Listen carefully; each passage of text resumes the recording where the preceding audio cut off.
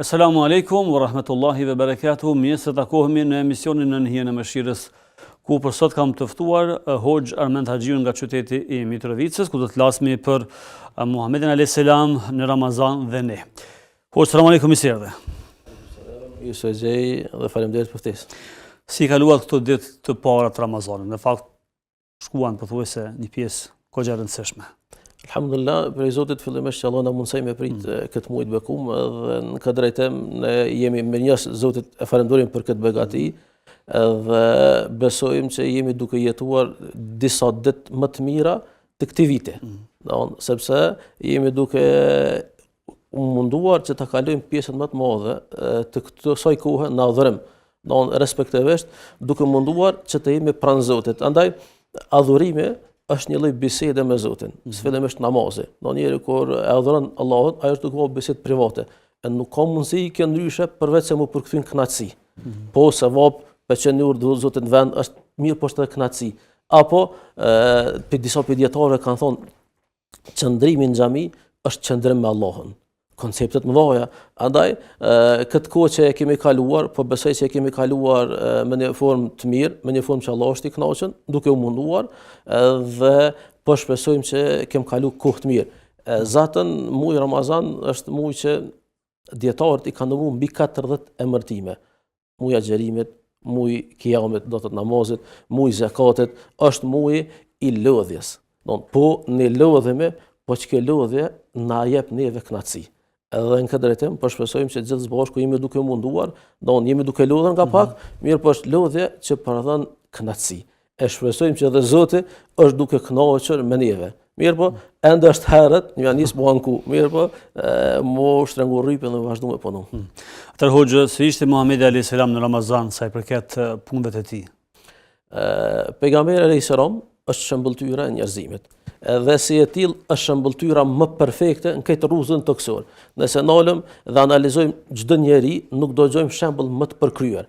Po edhe ndër pejgamber është vula e pejgamberisë. Andaj, çfarë themi për të? Ka qenë adhuruesi më i mirë, ai që ka adhuruar Allahun më së miri, agjëruesi më i mirë, burri më i mirë. Me një fjalë tjera është shëmbëltyra më komplete. Andaj, nëse ne themi se ka kalu Muhamedi alayhis salam Ramazanin, automatikisht ndër dije do të më pas një mendim ne se Muhamedi alayhis salam ka shkëlqyer edhe në këtë fushë.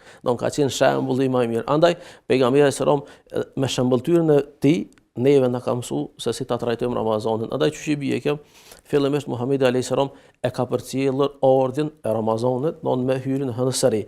Edhe automatikisht i ka lajmëruar njerëzit, dhe këtu shihet një lloj edukate e njerëzve. Momentin që është kumtu lajmi se ka hyrë Ramazani, njerëz të gjithë semena u atana, ne kemi dëgjuar dhe u bindëm dhe kanë hyrë në Ramazan. Edhe kjo do të më konë shëmbëltyra jon. Po kumtohet ardha e Ramazanit, gjithë me u bind, me hi, sepse për kumtimin e hyrjes së Ramazanit kërkohet autoritet. Nuk është çdo kush i drejt apo i thirrur që me kumtu lajmin që ka. Andaj pejgamberi sallallahu alajhi wasallam i ftonte njerëzit me agjëru dhe njerëzit e pasonin. Andaj pejgamberi sallallahu alajhi wasallam me agjërimin e tij ka qenë një shembull shumë i mirë. Mirë po, Ramazani i tij ka qenë i lidhur me dy vepra të mëdha: agjërim dhe Kur'an. Andaj, nëse nalëm në analizojmë udhëzimin e tij në Ramazan, çfarë na thot? Ne mëna dite në formë së paku minimale 17 herë lutem Zotin ihdina siratal mustaqim. O Zot, na udhëzon në udhën e drejtë. Mirë po, kjo është sura hapse Kur'an, sura Fatiha. Në surën nëse më njëherë në surën Bakara, Allah çfarë thot? Alif Lam Mim, zalikal kitabu la rayba fihi hudan lil muttaqin. Ky është një libër i cili është udhëzues për të devotshmit. Andaj, ne çfarë do e shohim se pejgamberi sallallahu e ka përmirësuar vetën e vet në Ramazan duke u shoqëruar me Kur'anin. Andaj ne si musliman, si besimtar nuk kemi ndryshe përveç se ta njekim shembullin e tina. Agjerimin, kiamin, po dhe Kur'anin. Andaj, pejgamberi sallallahu jetën e tij e ka vazhduar normalisht, ka agjëru me agjërim, duke agjëru me zemër, duke agjëru me sy, me vesh, dhe ajo shëmbëltyra që ne e njekim dhe që duhet të mundohemi pse se ne Allahu Kur'an thot fastabikul khairat, dhe nxitoni më një herë nxitoni më njëherë drejt veprave të mira. E kjo do të thonë çështja, sikur se pejgamberi sallallahu alajhi wasallam ka vazhdu, ka punu, ka ecë drejt Allahut, mirë po duke na treguar në jetën ku edhe neve shëmbulltyrën që duhet më njeh. Do të themi pasues të Muhamedit alayhis salam, por sa po mundemi me pasun këtë rast profetin alayhis salam. Këtë rast me qenë shembull edhe ne që me pasuat shumë se përket këtë rast Ramazanit. Tash pejgamberi sallallahu është shëmbulltyra jon që do të thotë edhe ne mund me bë diçka që ka bëj. Për shembull, dietarët na kanë numëru burimet e bereqetit në jetë. Dhe kanë ardhur në numër 16 sosh janë shkaqet bereqetit. E një prej tyre është pasimi i sunetit të Muhamedit alayhis salam, që nuk kupton se është formë komplementare, e kompletume dhe nuk është e paralizueshme. Mirë po në varet për njerit në sa ka ambicie fetare. E kem parasysh hadithin e pejgamberit sallallahu alajhi wasallam kur ai beduini thaj dërguari i Allahut nëse ne agjeraj i fali farzit edhe zakatin, po nuk shtej kurrë a hyn xhenet, po tash kjo varet edhe për ambicieve fetare që ka secili. Mirë po shëmbulltyra e Muhamedit sallallahu alajhi wasallam është dëshmi se është e realizueshme suneti i tij. Kush do të e pason këtë rrugë, ai do të ketë bereqet në jetë. Do të ketë sukses këtë jetë, po do të ketë edhe shpërbime tek Allahu. Andaj e mundëm na me thonë, valla pejgamberi ka qenë pejgamber, ai ka mujt me bëndas, jo, shëmbulltyra e tij është shëmbulltyra realizueshme. Andaj ne mundohemi edhe përpjekemi në këtë rrugë me lenin Allahut. Allahu çfarë kërkon për neve? Allahu dëshon për ne vetëm me pasë ne po mundohemi. Ne dëshirojmë të ecim drejt Allahut, edhe nëse kem dështime, edhe nëse nuk kem realizime të plot, prapë te Allahu kem për të pasur shpërblim edhe në këtë drejtim innamal a'malu binniyat, me të vërtetë veprat shpërblihen sipas niyetit. Dhe ky hadith është hadith madhështor dhe Ibn Taymija thotë se niyeti është më i madh se sa vepra. Andaj nëse dikush e ka për qëllim që me pasu Muhamedit çdo gjë, mirë po dështon ka pak, mirë po nuk nalet. I tilli me lenin Allahut e ka shpërblimin të Zotit, sikurse ta ke vepruar të tërën. A ka ndalesë të bësh një çan në Ramazan ose a lejohet më martu në Ramazan?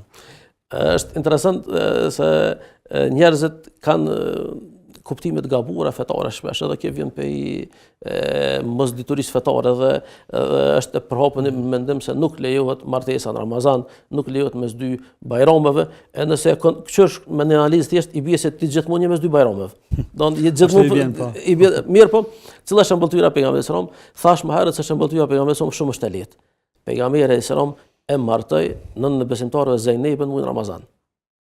Shëmbulltyr, nuk don Allahu për neve kharaj fedin, nuk dëshon që neve më na rëndu fen. Andaj shembulli i pejgamberit është shembulli që na lecën ata. Do të bën mu martu në Ramazan, bën mu martu në Bajram dhe në këtë drejtim edhe vajzën e tij Fatimen ja premtoi Ali radhiyallahu anhu në Ramazan. Don që nuk kupton se feja nuk ka ardhur që neve të na rëndë jetën, përkundërzi të na leccojat dhe të na shpije dhe i kënaqësisë Allahut, e cila pastaj interpretohet me xhennet dhe larg dënimit të Zotit. Atëherë pra emisioni është i drejt për drejt dhe njëkohësisht linja telefonike është e hapur për të gjithë shikuesit tanë që dëshirojnë të bëjnë pyetje, qoftë rreth temës apo edhe problematikave të ndryshme, ku hoxha do të jap përgjigje në këtë rast, përsa do është hoxha Armend Haxhiu nga qyteti i Mitrovicës. Nëse kemi telefonat regjia po inkuadrojmë, pastaj hoxh mbesim tek tema. Selam aleikum. Po, urdhani. Ordoni me pyetjen. Në andër kum pa, që kum qenë në qare, edhe ka në familjes tem që më kam vek, shumë shpesh shpeshoj edhe ato andër, çka është kuptimi këtë dhe ishtë të Në rregull, do të merrni pas pak përgjigje, ndonë se shumica e xhallarëve nuk përgjigjen se përket çështjeve të ëndra, por do të flasim më vonë tek pyetja kësaj motre. Faleminderit për të. Selam aleikum. Aleikum selam. Atëherë hoxh, a ndalte jetën në Ramazan pejgamberi alayhis salam? Jo, pejgamberi alayhis salam thamë ka qenë shëmbulltyrë e plot. Mos të harrojmë se pejgamberi alayhis salam përveç se ka qenë i dërguar i Zotit, ka qenë bashkëshort, ka qenë prind dhe ka qenë burr shtetas, dhe ka qenë thers hoxh, don gjitha këto don detyra asnjë nuk e kalon. Andaj është transmetu se në Ramazan priste delegacione. Don është transmetu se ka fol xhenaze, ka përcjell xhenaze. Është transmetu se ka mbajt ligjërata dhe hutbe. Është transmetu se gjitha obligimet që i ka pas, ka arrit me kry dhe të njëjtën kohë ka qenë i angazhuar në adhurimin e Allahut, me arrit tek kënaqësia e Allahut. Dhe kjo nuk kupton shumë na, sepse shpesh herë shohim tek ne si duket gjeneratat sado që vijnë e lypin komfortin më shumë, do ne them vëllai në Ramazan e di se paralizojmë jetën. Edhe kjo nuk është koncept që prej neve është kërku që na me paralizoj jetën, po krahas se ka paralizuar as pejgamberi alayhis salam. Se ka paralizuar. Nuk ka kërku diçka të tillë, as do me shembulltirën e vet na ka treguar të kundërtën.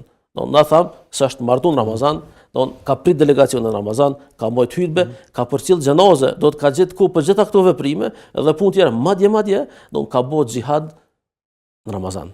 Pra ne Bedre është fitore modhe, është arrit Ramazan. A themi tash më thonë, jo valla dërguari Zotit shtyje luftën sa dolëm na në Sheval se pak na të lutën. Jo. Nuk ka pra ne po gabomi kur themi që në Ramazan valla, tu ashtu vetën disa punë që i eliminojmë ose i lamanash. Tash nuk dum do të përshëtikos atë kërkuj të dhom mendim që më ja shtrëngu fen. Tash secili do të më mot me veten tjetër. Mirë po, do nxitje fetare për paralizim të jetës nuk ka. Realisht kemi vetëm nxitje që të jemi sa më shumë të angazhuar. Sot punojmë, do edhe për dunja edhe për ahiret, mirë po në Ramazan do të më thon përparësi ahiretet. Unë këtë vet e kam mbajt në hutbë dhe kam thon me marr mësim pe të tjerëve. Cila ka qenë porosia së hutbë, kam thon kur po vija Ramazani, po them këtë punë të dyja s'po mbledhem çat ku. Pse nuk po organizojmë kohën që mujt me adhuru Allahun, me mujt me nxon sevape më shumë në Ramazan. Mirë po kjo nuk kupton që ne besimtar i cili punon nuk mundet me nxon sevap. Gjithë kem pauzë ditore. Mush me dole me fal namaz dhe ikën xhami. Kush të pengon?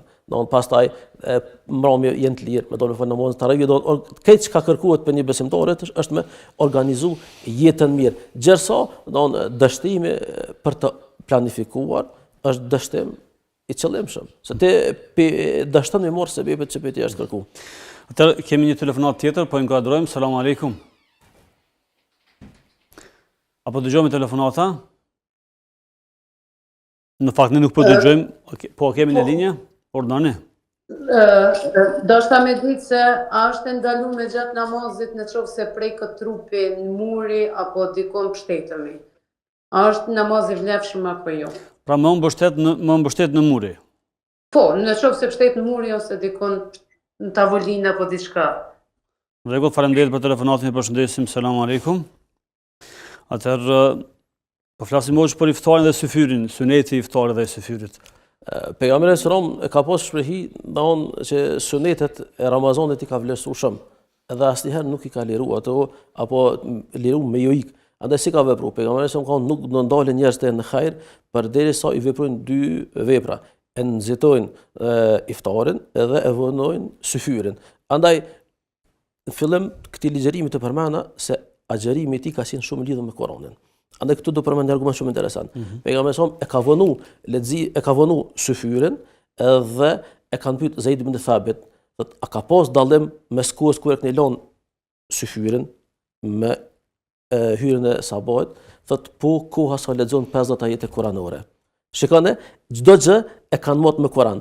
Koha sa lexon 50 ajete kuranore, gjërsa tek çështja e iftarit, kjo është një mirësi e madhe. Gjërsa Allahu me mëshirën e vet ka bëu që momentin që thret ezani me fillu me hongër, mirë po dëgjova një pyetje interesant, ishte drejtuar një hoxhës, thotë unë e pres me u krye ezani se mendoj që nuk ka hi iftari. Kjo është gabim se vet Allahu ta ka dhënë një dhuratë, ta ka mundsuar të marrë një mirësi e madhe, edhe në këtë drejtim atë dhuratën e Allahut të përfuzon. Jo, thotë muezini Allahu Akbar. Nësja, se ti në hajër është dhuratë pe Allahut, ose tjetra nëse nuk ka xhami, ka hi koha, mjafton mosh me thirrë zonë vet edhe me bëj iftar. Andaj pe suneteve të iftarit është sunet të Ramazanit që pejgamberi ka bënë syfyr dhe iftarit, e ka vënë syfyrin, po jo me hikoha sabahit dhe e ka shpejtu iftarin. Andaj kjo është hajër i madh dhe ne duhet të ta trajtojmë si të tillë. Ndërkaq që ku është dallimi i Ramazanit ton me atë të Muhamedit alayhis salam? Subhanallah. Tash fillimisht dallimet janë të shumta. Nuk diskutohet kjo. Se pejgamberi sallallahu është shembulli më i kompletuar.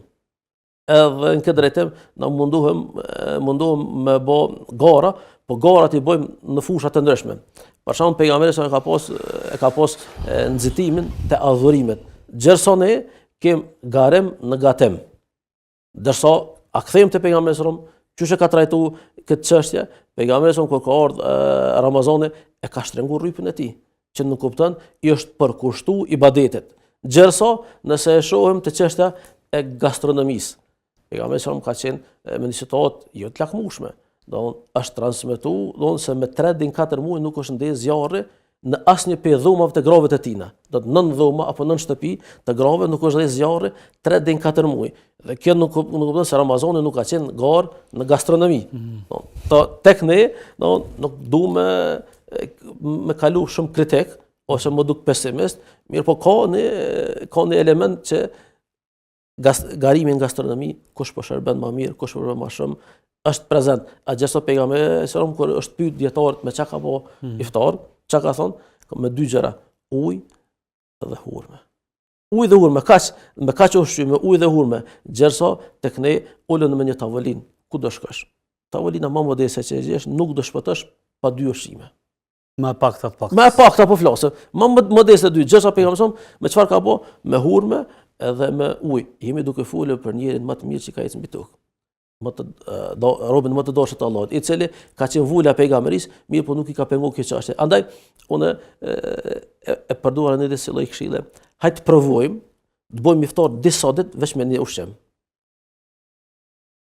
Me provu vetëm një ushqim një gjellë me 100 tavolinë. Po fëmijët tonë kanë monku. Pse?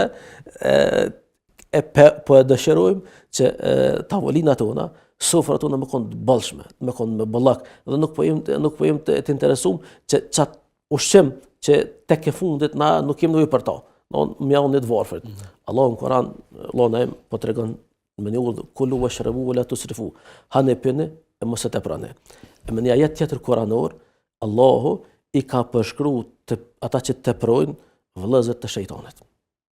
Andaj Ramazani, a duhet me konë një muj reflektimi, një muj ku na tregohemi me një qasje tjetër, apo ku na të bëjmë masraf. Në këtë drejtim, e çfarë duhet të them, do të më mundu me një pejgamberi sallallahu alajhi wasallam, edhe më ka pëlqyer shembulli i Katarit. Katari njihet si një vend shumë i pasur dhe janë të njoftën për bujarin. Mirë po kur vjen Ramazani, familjet e tyre ushqimin që tepron e paketojnë, u adhadhojnë familjeve të refugjatëve, familjeve të punëtorëve të varfër, dhe në këtë drejtim nuk lejojnë që ushqimi me shku poshtë. Andaj e di na si popullin bujar, edhe kem qef me gostit mikun, mirë po të mundohemi që mos me bë masraf, mos me tepru. Në këtë drejtim është shembull. Apo të teprojmë? Nëse referohemi tavolinave, menzeve të cilat po i shohmi vetë. Tash po mundohem mos me gjyku kërkan. Mirë po. Pak po nismi nga vetja. Po nismi për vetët, tash thash na jam popull bujar. Po me kon më modest është më mirë. Me ik teprimet. Nuk du me çu mesazh pesimist. Mirë po, tash në për iftare ku shkojmë shumë ushqim po tepran. Andaj, më mundu me qenë më modest është më mirë, dhe kjo është shembulltyra pejgamberit. Tash shiko, pejgamberi ndodh me një ditë zgjohet mëngjes, thotë Aisha ka diçka me hungur, thotë jo nuk ka. Thotë unë jam agjërueshëm. Dhe e bën jetën me agjëru. Tash këtu në sharëm do të më bëj të shkurt, se ky agjërim është agjërim vullnetar. Agjërimi vullnetar bën me bën jetën edhe kur zgjohesh. Gjithsesi agjërimi që ne e bëjmë në muajin Ramazan, atëherë ky jetë do të bëhet ose në fillim të muajit, që është një agjërim njët për këtë vit, për këtë muajin, apo bën me bë kush çdo ditë duke përtri jetën. Andaj shembulltyra pejgamberit është se ai me të vërtetë ka qenë modest dhe nuk e ka tepruar në këtë pikë. Çfarë ka konsumuar profeti Muhammed alayhis salam? Muhammed alayhis salam e përmendëm në ushqimet që ka konsumuar në Ramazan, çka e përmendet ujë, hurme, dhe një hadith i përmend i thotë nuk ka hungur ushqim të zirë. Andaj kjo është me të vërtetë në sfidë. Para mendon na sot me pas vetë një ushqim të jeshtë. Pejgamberi është mundu që ushqimin shpirtëror me pas ushqim bazë, gjithsesi ushqimet e kësaj dynje i ka paksuar dhe zakonisht i ka dhënë sa ka pranuar donacione, i ka dhënë shumë. Dhe në këtë drejtim ka dhuru. Atëherë si ka ndikuar takimi e Muhamedit alayhis salam me Xhibrilin në Ramazan? Është interesant, ndaj vëlla, hadithi thot, kanë ajwadu nas. Pejgamberi sallallahu ka qenë njëri më bujar. Mirë po, kur e ka taku Xhibrilin alayhis salam, ka ndiku kjo çaj të bëhej edhe më shumë bujar. E ka manifestu bujarin e tina. Andaj çfarë ka ndodhur në takim mes Xhibril alayhis salam dhe Muhamedit alayhis salam? Është transmetuar në hadith se në Ramazan e ka taku çdo natë Xhibril alayhis salam dhe kanë bërë një lloj kontrolli të hifzet, të Kuranit. E ka prezantuar Kur'anin në mënyrë që të ruhet ashtu si ka zbritur. Mirë po, takimi me Muhamedit alayhis salam dhe Xhibrilin çfarë ka bë që Muhamedi alayhis salam më kon edhe më bujar se paraprakisht. Që nuk kupton takimi me Xhibrilin alayhis salam, respektivisht leximi i Kuranit që kanë bërë të ndërqell, kanë ndikuar që te pejgamberi alayhis salam më pas edhe një njeri edhe më bujar se që ka qenë paraprakisht. Që nuk kupton një njeri bujar është bë shumë bujar. Dhe hadithi kështu përmend, sikurse një erë e këndshme. Kështu e transmeton hadithi, një erë e këndshme, që nuk kupton më pas një lloj zhegut deri dikon edhe të më donë një flat më në knosh tonëve. E në këtë drejtim, nëse pejgamberi sallam kur u shoqëru me Xhibril alayhis salam, u shoqëru me Kur'anin, është bërë më bujar. Këto do të mundoj në vëllai me pyetje se për neve agjerimi jon edhe Kur'ani jon so po ndikon te ne. Apo bëhem ne më bujar, apo bëhem më të sjellshëm, apo ndikon që çësia jon në raport me njerëzit me kon më e mirë se so para Ramazanit. Andaj apo do më ditë ai tu agjeru sipas sunetit Muhamedit sallallahu alaihi wasallam, testo veten çet pik. Nëse gruaja jote, gruaja gjithë neve thot, vallahi bo më i keq se që kon para Ramazanit s'po munderohet.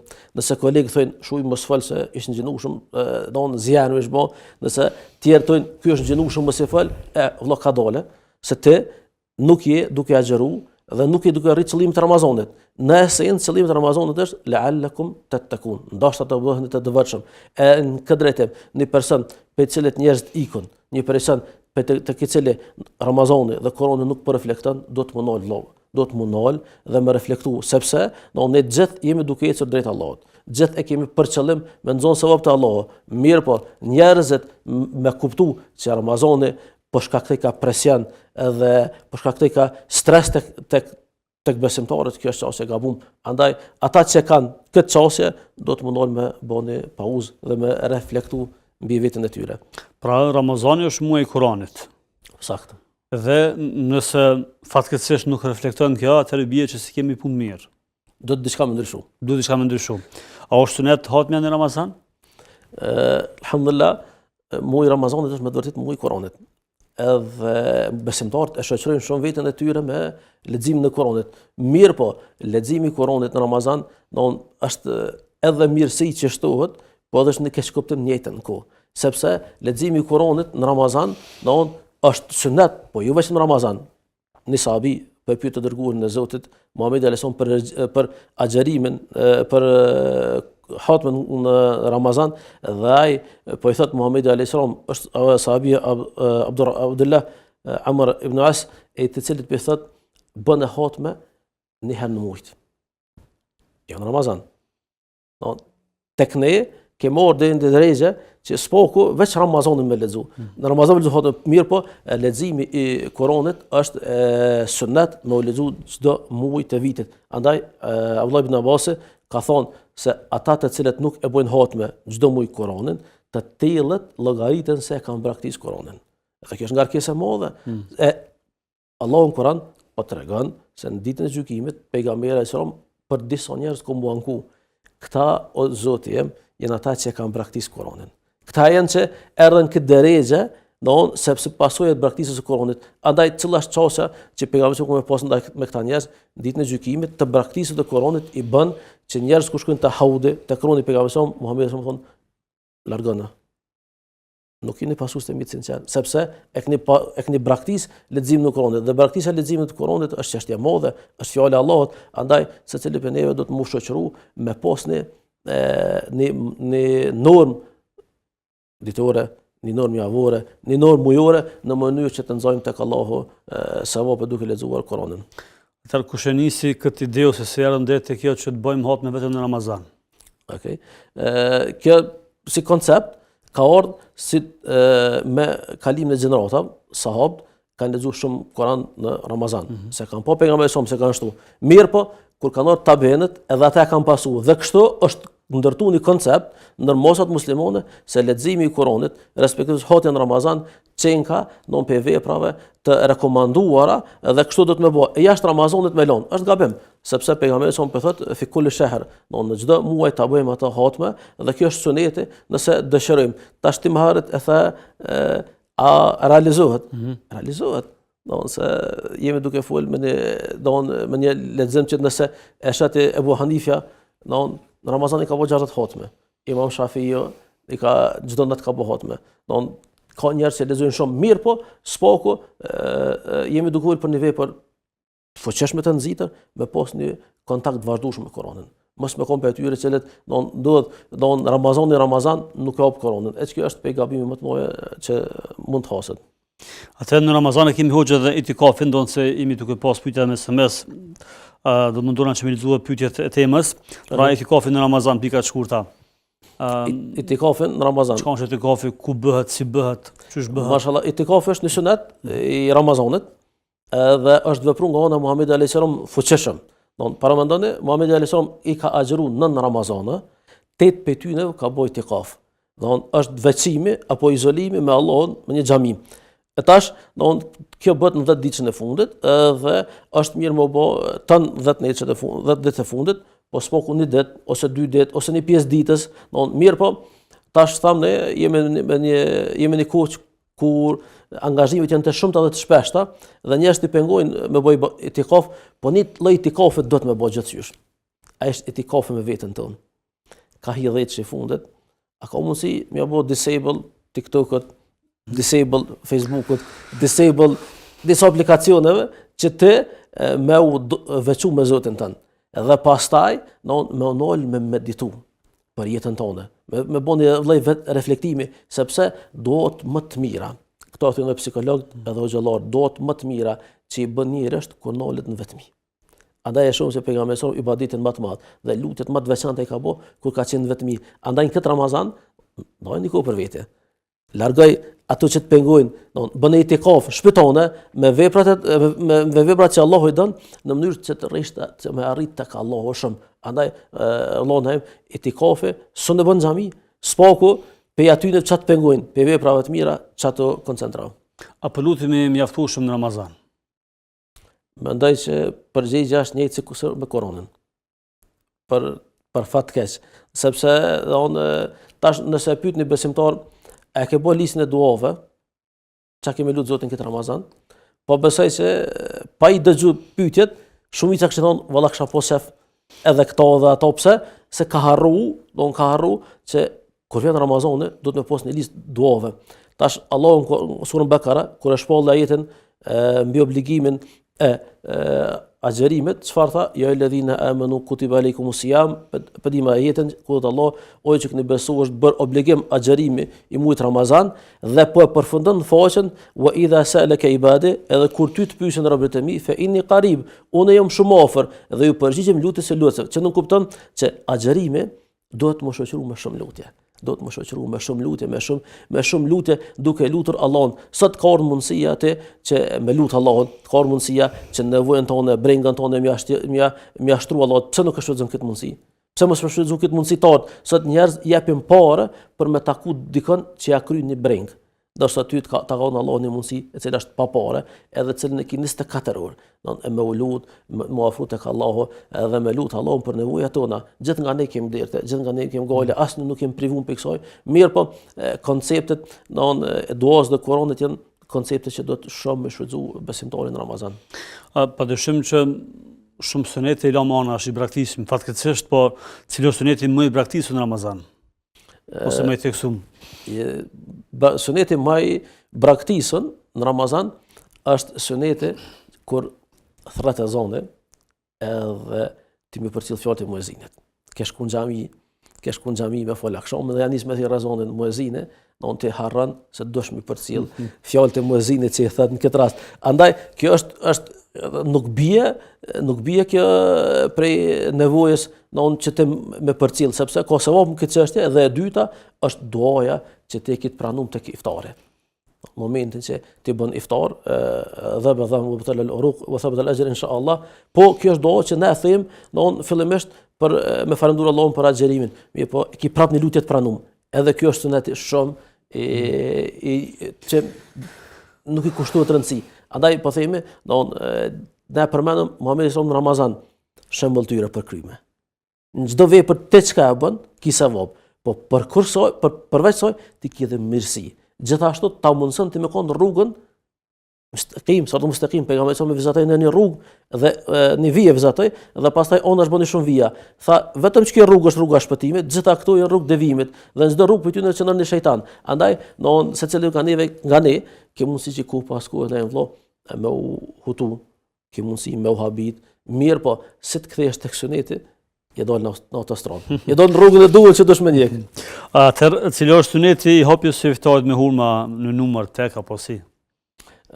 Suneti i hapjes së iftarit në numër tek personalisht e kum has, edhe çata kum pas udhës me diskutu. Shumë besimtarë mendojnë që suneti i hapjes së iftarit me hurme do të bëhet në numër tek. Mirë po, kjo nuk qëndran, nuk ka sunet të argumentuar, se iftari do të më hap me numër tek të hurmeve, sepse pejgamberi sallallahu alajhi wasallam ka kërkuar një veprim të tillë vetëm në 2 situata. Ajo është kur ne shkojmë ditën e Fitr Bajramit, vetëm për Fitr Bajram, edhe jena të shku me fol sabon dhe Bajramin, mos me dal për shtëpisë pa hungur 3 hurme, ose 1 ose 5, po në formën tek. Gjerso, forma e dytë dhe rasti i dytë kur do të me hungur hurme tek është personet të cilët vujnë nga sehri, i hajnë nga 7 hurma agjva në lëk të zbrazet çdo mëngjes. Dhe për këtë citat pejgamberi i dërguar jon ka thonë ngrënia e këtyre hurmave e ruan trupin nga magjia për atë ditë dhe nga halmimi. Andaj, nëse dikush do më thonë jo është sunet me hungur hurme tek me hap iftarin, themi nuk ka argument të vërtetum. Ka hadith të dopt, po Sheikh Albani ka cilësuar të tillë dhe shumë dietar të hadithit, dhe e dyta ka mundësi këtë çështje me trajtu pe dashurisë Allahut. Qysh ashtu? Ne themi Allahu është tek, e don tekun, andaj për shkak të dashurisë që kam ndaj Allahut, unë kam ushqim me tek. Në rregull. Që kjo është një koncept më i gjon, po me thonë se suneti i pejgamberit është me hap iftarin me hurme tek, nuk qëndran, andaj sot ka dëshirë le të hanë qysh do në formule të hanë hurme sprish punë dhe nuk e kundërshton sunetin e Muhamedit alayhis salam. Atëherë po jap me hapësirë pyetjeve të cilat vijnë nga shikuesit tanë përmes telefonit, pranumit të telefonit në SMS, njëkohësisht edhe mund të telefononi. Telefonuesja pyeti tha kam pa ëndër çapën, pastaj vazhdon një pjesë tjetër që nuk e kisha shumë të qartë, por domethënë jam me pa ëndër çapën, ndonse nuk i komenton ëndrat. Nuk i komentoj ëndrat, inshallah Allah më mëson me po çapë, me shku me po çapën dhe inshallah është xhair. Atëherë telefonuesja tjetër pyeti që a lejohet më mbështet në mur ose në tavolinë kur jemi duke falur namaz. Tash nëse ka nevojë, atëherë kjo lejohet. Nëse nuk ka nevojë për një gjë të tillë, atëherë kemi nevojë me një veprim të rryer, sepse është mungesë e seriozitetit namaz.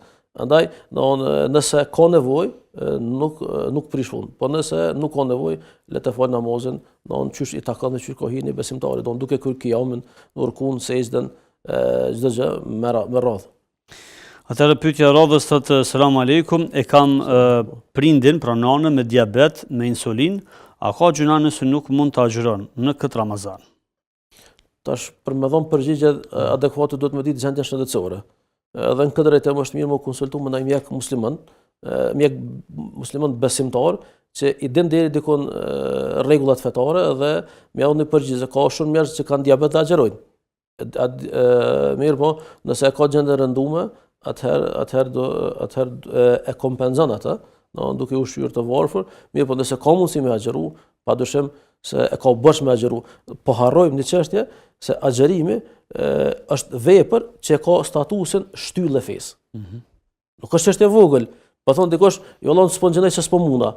Po ti apo harron çaj të bë, ti jetë të shkel një pe urdha më të madhe që është në Islam, është shtyllë e fesë. Me to ndërtohet feja, pa to rrënohet feja. Dhe në këtë drejtim duhet të kujdesshëm. Njerëz e marrin shumë këtë çështje lehtë, hajt se him në xhenet, fshira Zotit është e madhe. Mirë po, obligimet, detyrat që Allah ka ngarku ku je me to, qysh për shembull ti me kry një provim, gjëso asnjë prej detyrave s'e ke kry. Prandaj çështja e xherimit është çështje e madhe, duhet të kuptuar seriozisht dhe duhet të çon vend, sepse tham është shtyllë për shtyllave të Islamit. Me to ndërtohet feja dhe pa to rrënohet. Thot, selam aleikum, pyetje për hoxhën, na pranohet hatmja e Kuranit nëse lexojmë Kuranin me shkronja latine e fjalët janë në gjuhën arabe? Ky quhet transliterim. Kurani transliteruar edhe shtir mjaon hakun. Shtirësh mjaon hakun leximet, na nuk mundëm me marrë përgjithësinë që me thonë që një vepër është e pranuar apo e refuzuar, sidoqoftë për një çështje garantoj inshallah se e ka shpërblimin dhe lodhjes së të mundet. Në këtë drejtim me lexu Kur'an me transliterim besoj që ka gjashëm lodhet, inshallah Allah e shpërblen. Mirë po, është mirë më afru me lexu Kur'anin, me mësu Kur'anin, po flasim për 28 shkronja, si të folë për një angazhim të madh. Ka njerëz që me 2 javë kanë mësuar leximin e Kur'anit, dhe në këtë drejtim me lejet e Allahut do kenë sevap të shumtë edhe të pakontestuar, edhe përfundojnë vezveset. Thot, selam aleikum hoxhë nderuam, jam një motër muslimane, jetojmë në Evropë, kam një fëmijë me aftësi të kufizuar. Elhamdulillah, thot, me ka ndëru Zoti, por ku jetojmë në këtë shtet, shteti na ndihmon me të dhana për fëmijën, pra na ndihmon me parë.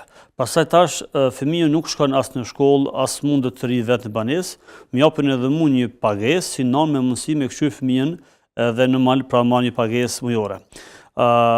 Sepse s'mundëm të punoj punë tjetër. Tash këtë rast pyetja ime është se po ndesha me ditë që a më lejohet me pranuar çdo pare, këtë pagesë sepse po tutna për hupi së vapet, ka shi djalit që po kujdesna për ta. Zoti është përbleft. Ju fillimisht e lutem Zotin që këtë sfidë, këtë sprovë që këtë sfidë Allah më ia lehtësu. Njëjtë nga lutem Allahun që këtë mund angazhim që e bëni, Allahu më shpërblyj se me të vërtetë më kujdes për një fëmijë është punë e madhe.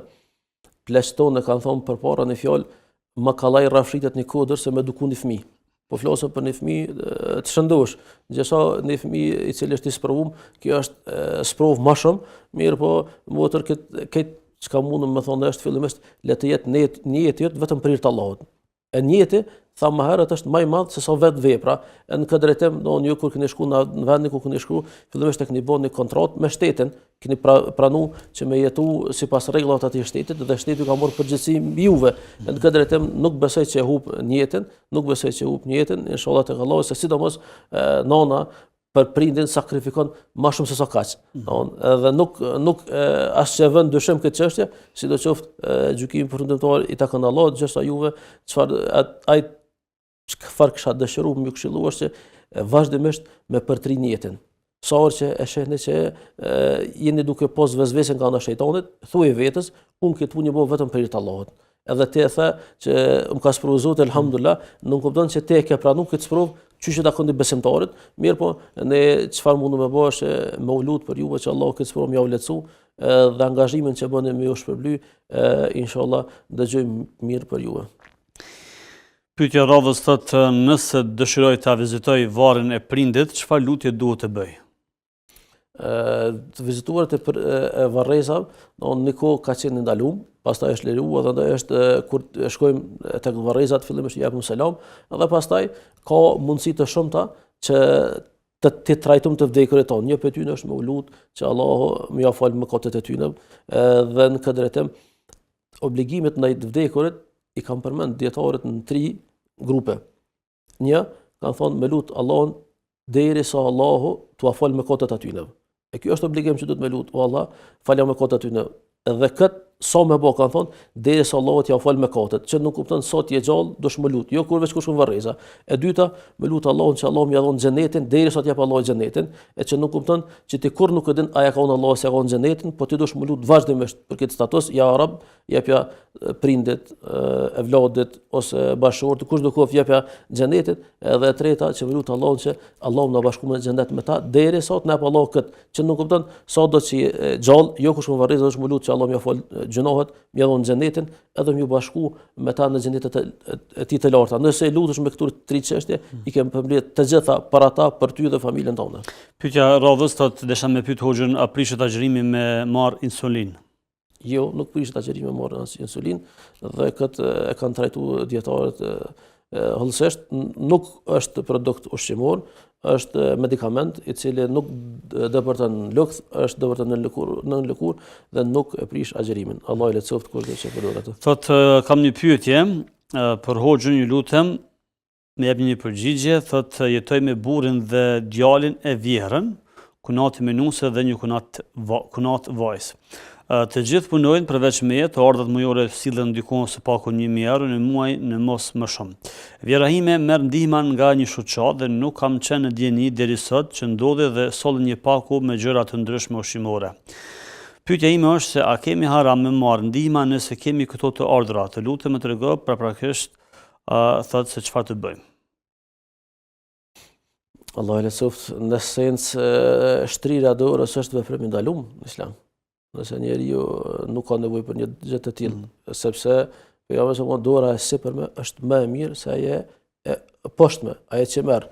Andaj nëse tyrat e tyre ju mjaftojnë për me menaxhu jetën, nuk i lejohet me marrë një ushqim të tillë, sepse ajo është sadaka e garantuar për nevojtarët, është për fukara, jo për familje të pasuna. Mirë po nëse familja juve si duket ishte mjaft në numër, sa mujta dukon 7-8 antar, ka mundësi që të hyrat nuk mjaftojnë, e nëse të hyrat nuk mjaftojnë, atëherë nuk prish punë me marrë. Mirë po është mirë që me ndërtu familje mbi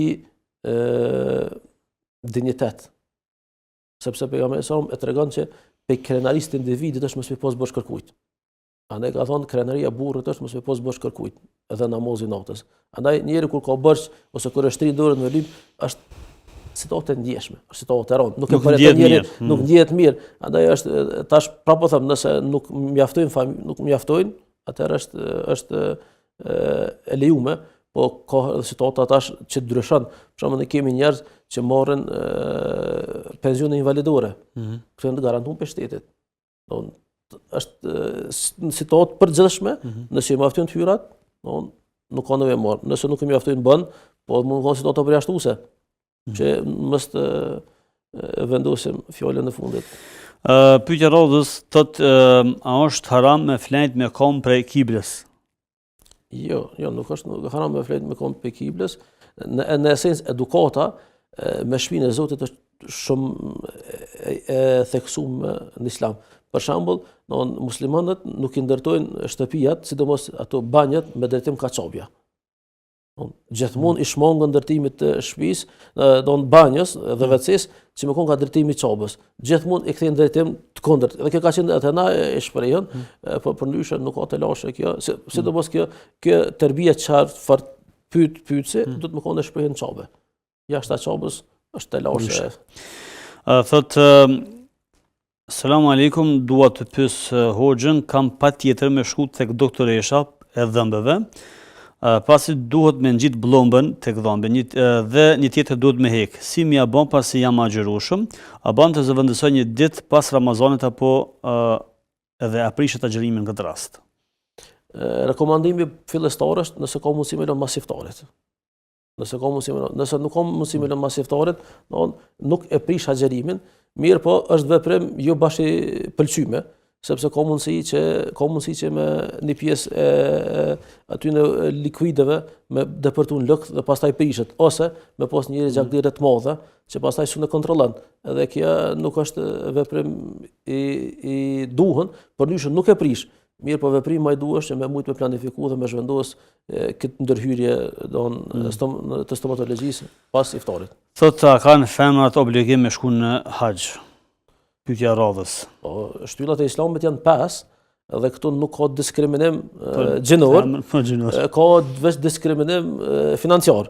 Haxhi dhe zakati janë për të pasurit dhe të pasurat e umetit. Gratë dhe burrat e kanë obligim haxhin dhe zakatin që janë të pasur, që kanë mundësi. Dhe në këtë drejtim, inshallah Allah ja mundson apo hoxhën. Selamu alaikum hoxhën nderuar, deshta ta bëj një pyetje, kam dëgjuar se edhe lutjet që ja bëjmë Allahut janë caktim prej tij. A është e vërtetë dhe që çdo lutje që bëjmë është caktim prej Allahut? Po çdo gjë është e caktuar. Asnjë s'del pe caktimit pe Ilahi Mahfudhit. Na besimin tonë e kemi në 6 shtylla. Imani jon ndërtuar në 6 shtylla. A një është qada, që është ndërtuar me njëjtën shtyllë me kader. Na besojmë qada që fillimisht Zoti ka paracaktuar dhe pastaj kur ndodh është kader. Andaj Allahu me diturinë e tij gjithdijshme e ka ditë se cilë çka ka më bë. Dhe atë na nuk e kontestojmë këto, mirë po, besimtari do të me ushqy imonin e tina, në mënyrë që më rujt imonin. Ndryshe nuk bëhet imoni përveç se lexim, dituri, vepra. Thot, mi mbroma desha me bani pyetje për Hoxhën, thot, e kam prish agjërimin një ditë, 5 minuta para kohës, sepse kam dëgjuar një Hoxh me një program dikon tjetër dhe kam prish agjërimin. Nuk e ka sqaruar bashkë pyetjen, por si duket e ka dëgjuar dikën që mundesh me prish më herët, nëse mund ta kuptojmë këtë sakt pyetjen. Tash është vështirë me gjyku. Sidoqoftë nëse ai Hoxha ka thonë diçka të tillë, në qofti përgjithësia e takon atina, sidoqoftë unë jam i ftuar që me respektu imsakien takvimin, jo për tjetër, po njerëz kompetent kanë marrë përgjegjësi për këtë punë. Andaj, unë në fillim të këtij ligjërimit e përmenda se pejgamberi e ka kumtu se ka ardhur Ramazani. Dhe kanë njerëz agjërojnë dhe të gjithë kanë agjëru. Është mirë me kon të kujdesshëm që edhe xhallarët edhe xhamati, mos me fut kësaj lloj mendime, jo pse ndoshta nuk hin iftari 2-3 minuta më herët. Mirë po, qyteti për qytetit, lartësitë dhe vendet e ulta dallojnë me iftar. Andaj ajo koha që është ka mundësi me lut 2 minuta, është si kohë përgjithshme për të gjithë, 2 minuta që bëjmë sabër më shumë në kupëm. Nuk prish punë. Pyetja e fundit që mund ta lexojmë për sot, pasi që jemi drejt fundit të këtij emisioni, thotë selam aleikum Hoxha, është haram me fol në Ramazan me gjininë e kondët, pra gjininë femërore me najçik që më pëlqen për shembull në rrjetet sociale është fjala. Në esencë, edukata e kërkimit në vajzës në islam është pak më ndryshe. Si në Ramazan, si jashtë Ramazanit, do të më përmbajt në rregullave dhe islami fton që ai kontakti më u bën prezencë të kujdestarit. Prindit ose vëllaut, agjes, dajes, dikon që ka mahrem ajo vajza dhe në këtë drejtim ne ftojmë që të përmbahen rinia këtyre parimeve. Janë parime të shëndoshta, janë parime që garantojnë familje të shëndosh, janë parime që mundsojnë martesa të shëndoshta, jo këto lidhje të cilat skadojnë më shpejt se disa produkte ushqimore. E lutem Allahun që Allah më dhon rrezik të hajrit dhe në këtë drejtim themi që le të braktis këtë veprim tërësi, jo në Ramazan, dhe le të kthehet udhëzimeve të Allahut, me lenin Allahut nuk ka më dëshpëruar asnjëherë. Atëherë Hoxha, Allah shpërblet që ishe pjesë e këtij misioni. Edhe ju Allah shpërblet është e kënaqësi me të vërtetë që të jemi pranë shikuesve edhe së bashku me ju të kalojmë një kohë që shpresojmë tek Zoti do të jetë një vepër pranuar. Amin inshallah. Faleminderit shumë të nderuar miq për këtë emision. Ju vazhdoni të qëndroni edhe me tutje me programet në vazhdim në RTI. Selamun alejkum.